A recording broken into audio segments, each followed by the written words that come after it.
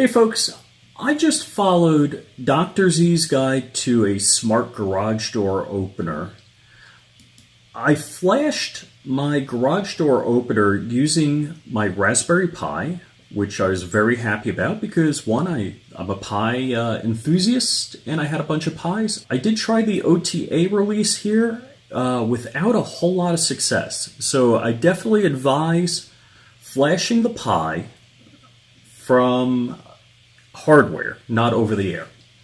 So let's get started with the hardware. What do you need? How to make it work? Well, what I found out, I saw some people, it looked like they just shoved the pins in the holes from the wires. It did not work for me. So what I ended up doing is soldering in a 4-pin header. That's what it looked like. This is programming in the 3.3 volt mode. And this is, I'll show you their picture. So this is their diagram. And this is how it looked for them. Flashing back to me, this is how it looked for me when I was ready to program. Another view. And that's what my Raspberry Pi looked like. Don't get confused, that's just 2 Pis stacked, one on top of the other from a prior Swarm project, Docker Swarm. So here's what the two of them look like together, and that's ready to program with 3.3 volts. And the last picture here, I'm showing the 5-volt operational setup. So here you can see this is the, an alarm switch. It's a magnetic reed switch, which will be wired to these 2 pins. So this pin on the left and this pin on the right here. I'm actually using this programmer just to provide 5 volts. Now I could have pulled 5 volts off 5-volt pins on the Raspberry Pi, so you do not need this for this process. So let's get into how I did all of this. What you're going to have to do is you're going to have to run the software install, and so following their directions, you're going to have to do this instruction first. Then you're going to work your way down and you're going to stop serial, you're going to disable it, you're going to make a backup of the command line.txt, and then what it's telling you to do, this didn't work for me, so I just ran the command sudo nano boot command line.txt and edited it to remove this text right here. So if you just scroll through, you'll find this, and I deleted exactly this. I did not do the step 3. Again, you're going to use Nano, which is a text editor, to edit the config.txt, and add this line on the bottom. So the next step, rolling down here, is actually showing you to set up the hardware. So what they're telling you to do is erase the memory. So what you're going to do is you're going to hold the button, the reset button, which is right here, and while you're holding it, connect the power and hold it for 10 seconds, and then run this command. So that's going to erase the flash. And if it's successful, it'll look like this. So let me just bring you through here. So,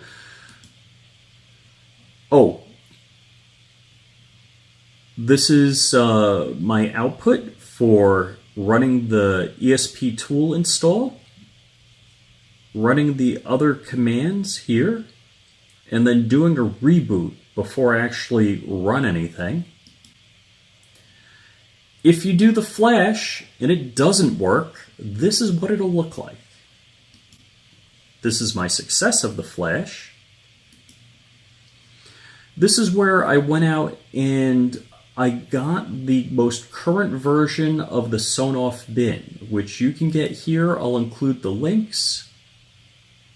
So I downloaded the 6.4.1 Sonoff bin. And you can see here it is in my directory. And here I'm trying to do the write. And again, it's the same process. Let me just bring it back here. So you do the flash. You're going to disconnect the power. Again, holding the reset button, connect the power, wait 10 seconds, and then release, and then run this command, which will flash the Sonoff bin. And if it's successful, it'll look like this. That's what so here's the directory, and here's what an unsuccessful run of the command will look like.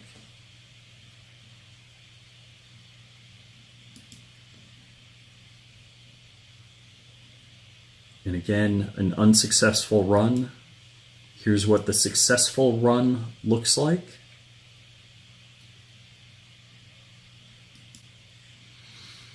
And after you get a successful run, what you're going to want to do is run the miniterm command. And what that does is it opens up a serial terminal. And in that serial terminal, you're going to type SSID and your Wi-Fi ID, and then password in your Wi-Fi password. So SSID, your SSID, hit enter. Password, your password, hit enter. And so this is what it looks like. So initially, I typed in the wrong SSID, which is a learning opportunity. So if you type it, I typed the wrong SSID in, I typed the correct password in, it did not connect. But at any time, you can type SSID in again with the correct SSID and the password in, and it will make a connection. So here's what it looks like when it connects properly. And after that, after you get the firmware flashed, you can connect to the IP address displayed here and go through the Tasmota configuration. Mind you that the relay will not work if it's connected to 3.3 volts, which is your programming state. Your relay will only work if it's connected to 5 volts. And again, you do not need the programming board if you're programming from a Raspberry Pi, as I did. In this state, the relay will work correctly. Thanks again for watching. Go to flyingrich.com, see all of my social media updates. Please like and subscribe. And there's links below to everything in this video. Thank you very much.